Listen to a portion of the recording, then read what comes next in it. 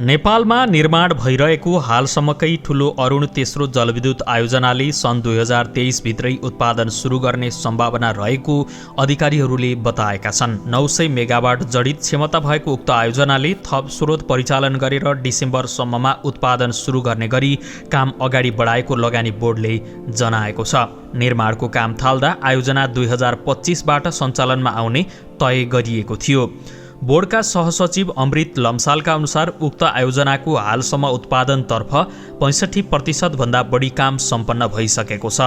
उत्पादनतर्फ आयोजनाको बाँधस्थल, विद्युत गृह र सुरुङ खन्ने लगायतका कामहरू पर्छन्।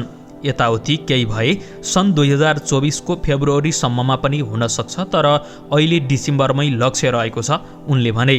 यस्तै प्रसारण लाइनतर्फ भने 15% काम भएको र यसमा अपेक्षित लक्ष्य अनुसार काम अगाडि बढ्न सकेमा सन् 2023मै उक्त आयोजनाले विद्युत उत्पादन थाल्न सक्ने देखिएको लम्सालले बताएका छन्। सम्खुवा सभामा उत्पादन हुने विद्युत आपूर्तिका लागि 217 किलोमिटर लामो 400 केभी क्षमताको प्रसारण लाइन निर्माण गर्नुपर्ने हुन्छ। यो प्रसारण लाइन पनि आयोजना अन्तर्गत नै पर्ने गर्छ। 7 जिल्लाका 22वटा स्थानीय तह हुँदै प्रसारण लाइनले ढल्केभर सब स्टेसन हुँदै भारत निर्यात गर्ने अधिकारीहरू बताउँछन्। ती जिल्लाहरूमा जग्गा प्राप्तिको कार्यमा प्रमुख जिल्ला अधिकारीहरूले सहज रूपमा प्रक्रिया अगाडि बढाइदिएको अवस्थामा जलविद्युत आयोजना निर्माण सम्पन्न हुँदासम्ममा प्रसारण पूर्वाधार पनि तयार हुने लम्साल बताउँछन्। अरुण तेस्रोले उत्पादन गरेको विद्युत नेपालमा भने खपत नहुने सम्भावना देखिएको छ। गत वर्ष नै आयोजनाले उत्पादन गर्ने बिजुली व्यवस्थापनको सम्बन्धमा भारतीय कम्पनी सतलज जलविद्युत निगम SJVNले नेपालसँग राय मागेको थियो। 900 मेगावाट विद्युत आयोजनाको परियोजना विकास सम्झौता PDAमा विकासकर्ताले कुल उत्पादित ऊर्जाको 21.9% नेपाललाई निशुल्क उपलब्ध गराउनुपर्ने उल्लेख छ। 21.9% विद्युत प्राप्त गर्ने भनिए पनि त्यो जडित क्षमतामा नभएर उत्पादनमा आधारित रहने अधिकारीहरूको भनाइ छ। जडित क्षमताका आधारमा हेर्दा नेपालले 197 मेगावाट भन्दा केही बढी विद्युत निशुल्क प्राप्त गर्ने देखिन्छ। त्यसबाहेक बाँकी रहेको ऊर्जामध्ये 90% विकासकर्ताले आफै बजार व्यवस्थापन गरिसकेपछि नेपाललाई आवश्यक रहेको अवस्थामा थप 10% नेपालले खरिद गर्न सक्ने व्यवस्था छ। गत वर्ष लगानी बोर्डका प्रमुख कार्यकारी अधिकृत सुशील भट्टले विकासकर्ताले आफूले प्राप्त गर्ने ऊर्जाको बजार व्यवस्थापन भइसकेको र बाँकी 10% नेपाल सरकारले खरिद गर्ने अथवा नगर्ने भन्ने सम्बन्धमा शोधनी गरेर पत्र पठाएको बताएका थिए। त्यसै बेला नेपालले प्राप्त गर्ने निशुल्क ऊर्जा व्यवस्थापन बारे पनि राय माग गरेको उनले जानकारी दिए। ऊर्जा मन्त्रालयले गत वर्ष नै उक्त ऊर्जा खरिद नेपाललाई आवश्यक नहुने जानकारी गराएको बताइएको थियो। लम्सालका अनुसार नेपालले प्राप्त गर्ने निशुल्क 21.9% र खरिद गर्न पाउने 10% विद्युतको हकमा के गर्ने निर्क्युल गर्नका लागि योजना आयोगका तत्कालीन उपाध्यक्ष विश्व पौडेलको संयोजकत्वमा समिति गठन भएको थियो। नेपाल विद्युत प्राधिकरणको अनुमानमा आगामी 1-2 वर्षमा मुलुकलाई आवश्यक पर्ने विद्युतमा पर्याप्त हुने भन्ने छ। त्यो भएकाले उक्त अध्ययन कमिटीले छलफल गर्दा आयोजना विकासकर्ता मार्फत नै बेच्दा ठिक हुन्छ भन्ने निष्कर्ष निस्किएको छ, लम्सालले थपे। नेपालले बजार खोजिरहेको अवस्थामा उचित मूल्यमा सकेसम्म दीर्घकालीन विद्युत खरिद बिक्री सम्झौता गरेर बिक्री गर्दा राम्रो हुन्छ भन्ने सुझाव आफूहरूले दिएको पौडेलले बताएका छन्। बजारको पहुँच निकै महत्त्वपूर्ण छ।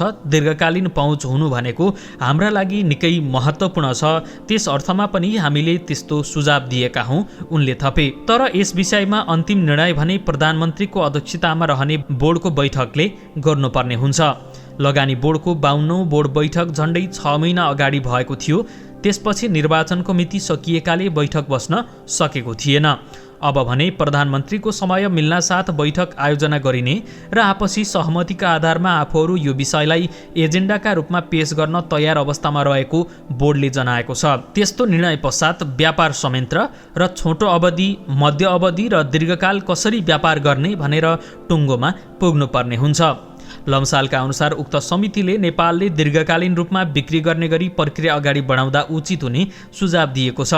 तत्कालीन प्रधानमन्त्री केपी शर्मा ओलीले भारत भ्रमणका बेला समकक्षी नरेन्द्र मोदीसँग संयुक्त रूपमा अरुण तेस्रो जलविद्युत आयोजनाको शिलान्यास गरेका थिए।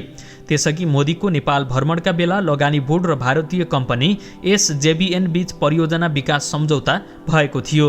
आयोजनाले उत्पादन गरेको 25 वर्षपछि उक्त परियोजना नेपालको स्वामित्वमा आउने पनि सम्झौतामा उल्लेख छ।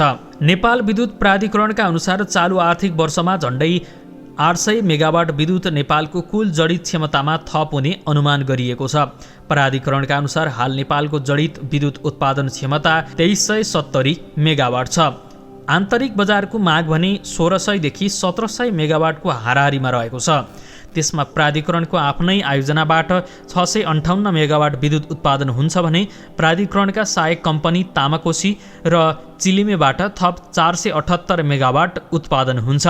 5 वर्ष अघि प्राधिकरणले आफ्नै आयोजना मार्फत 561 मेगावाट अनि सहायक कम्पनी मार्फत 22.1 मेगावाट विद्युत उत्पादन गर्ने अनुमान गरेको तथ्याङ्कले देखाउँछ। नेपालको हालसम्मकै ठूलो क्षमताको 456 मेगावाटको माथिल्लो तामाकोसी जलविद्युत आयोजनाले उत्पादन सुरु गरेसँगै प्राधिकरणका सहायक कम्पनीको उत्पादन क्षमता बढेर 478 मेगावाट पुगेको हो।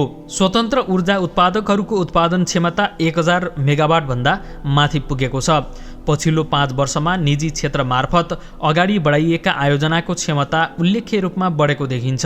उक्त समय अवधिमा 563 मेगावाट विद्युत उत्पादन क्षमता थपिएको तथ्याङ्कले देखाउँछ।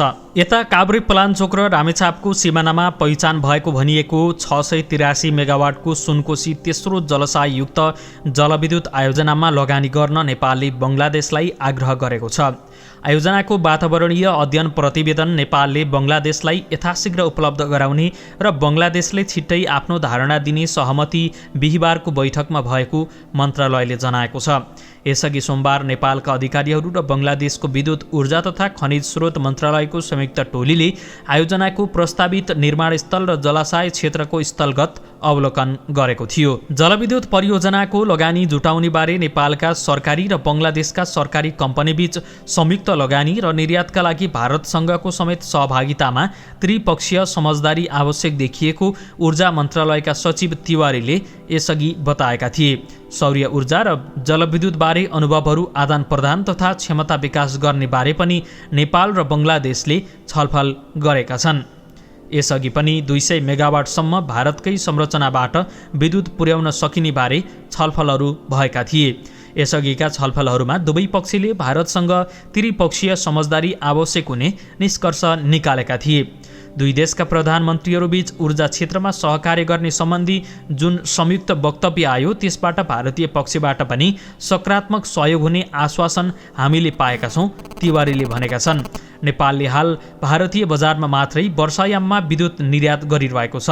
भारतको बाटो हुँदै बङ्गलादेश विद्युत निर्यात सहजीकरण गर्न भारतीय पक्ष पनि सकारात्मक रहेको नेपालका अधिकारीहरूले बताएका छन्। दर्शकवृन्द, चाहने हो भने नेपालले जलविद्युतबाटै पनि मनोज्ञ आम्दानी गर्न सक्छ र आफ्नो अर्थतन्त्रलाई सुधार्न सक्छ भन्ने उदाहरण पछिल्ला आयोजनाहरूले देखाएको छ। तपाईलाई आजको विषयवस्तु कस्तो लाग्यो कृपया प्रतिक्रिया दिन नबिर्सनुहोला। यस्तै रोचक र जानकारीमूलक भिडियोको साथमा हामी फेरि उपस्थित हुने नै छौँ।